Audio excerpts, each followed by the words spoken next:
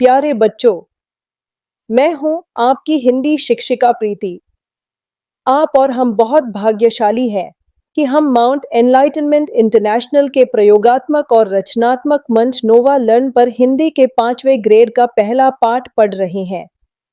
आज का हमारा पाठ है फूल और कांटा। इस पाठ में बताया गया है कि जैसे हम सभी मनुष्यों में कुछ गुण होते हैं और कुछ अवगुण भी, उसी प्रकार संसार की प्रत्येक वस्तु में अच्छे और बुरे दोनों पहलू होते हैं। यह हमें सिखाता है कि हमें जीवन में केवल अच्छाइयां ही नहीं, बल्कि कठिनाइयों और कमियों को भी समझना और स्वीकार करना चाहिए। प्रस्तुत अध्याय में बताया गया है कि जैसे हम सभी मनुष्यों में कुछ गुण होते हैं, कुछ अवगुण भी होते हैं, उसी प्रकार संसार की प्रत्येक वस्तु में कुछ गुण या अवगुण होते हैं। मतलब गुण अवगुण दोनों ही होते हैं। आइए इस कविता में एक ही पौधे में लगे फूल और कांटे के गुण और अवगुण के बारे में जानते हैं। जो फूल होता है, किसी किसी फूल के साथ कांटे भी होते हैं और एक ही पौधे में होते हैं वो।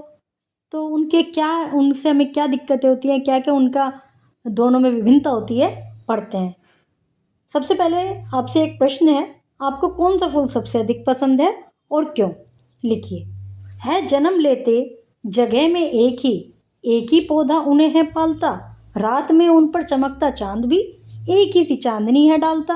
कवि कहते हैं कि फूल और कांटे दोनों एक ही पौधे में जन्म लेते हैं, एक ही पौधा उनको पाल रहा है, उन पर चांद भी एक समान ही चमक रहा है, एक सी चांदनी डाल रहा है। मेह उन पर बरसता एक सा, बारिश भी एक सी बरस रही है, एक सी उन पर हवाएं बहती हैं सदा।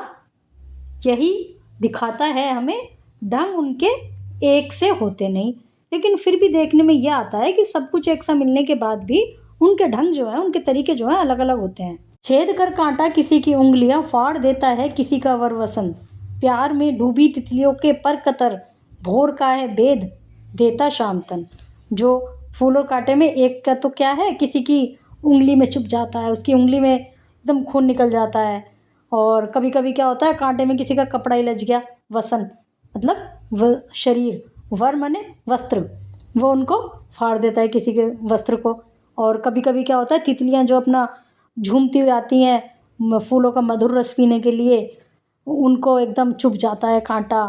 और भोर का भेद देता है, भोर होता है ना, भोरा ब्लैक कलर का होता है, शाम माने काला, काले कलर का जो उसका तन है, उसका जो शरीर है, उसको भेद देता है, मतलब चुभ जाता है उसके बुरी तरह से। दूसरी तरफ कांटे तो ये सब हरकतें कर रहा है, फूल क्या कर रहा है, फूल लेकर तितलियों को गोद में भोर को अपना अनूठा रस पिला, निज सगुंदो ओ निराले ढंग से, है सदा देता कली की जी की खिला। फूल तितलियों को अपनी गोद में ले लेता है, गोद से मतलब फूल के ऊपर बैठ जाती है आराम से, भोरे को अपना रस पिलाता है और अपनी सुगंध से निराले ढंग से कली जी मन की कली खिला देता है।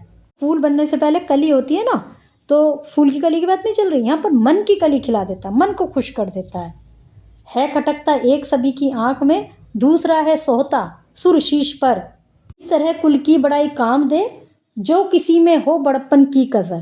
तो मतलब क्या है कि एक तो सबकी आंखों में खटकता है जो कांटा है, वो उससे तो सभी परेशान है, और दूसरा सबके सोहता माने सजता है, सिरों पर सजता है। और कुल की जो बड़ाई है, कुल मतलब जैसे पौधा तो दोनों का एक ही है, उसकी बड़ाई कहाँ तक काम करे जब किसी में खुद ही बड़प्पन की कमी हो, मतलब उसमें खुद ही उसके कार्य इस तरह के हैं, किसी के चुभ रहा है, किसी के कपड़े फाड़ रहा है, तो कुल की बड़ाई से कोई फायदा नहीं होने का जब खुद में ही किसी में कमी हो। प्रिय बच्चों, आज हमने मिलकर अपना पहला पाठ फूल और कांटा पढ़ा। अब आप घर जाकर सोचिए और बताइए, अगर फूल के साथ कांटे न हो तो क्या होगा। मुझे गर्व है कि आपने आज पूरे मन से सीखा। कल हम फिर मिलेंगे एक नए और ज्ञानवर्धक पाठ के साथ।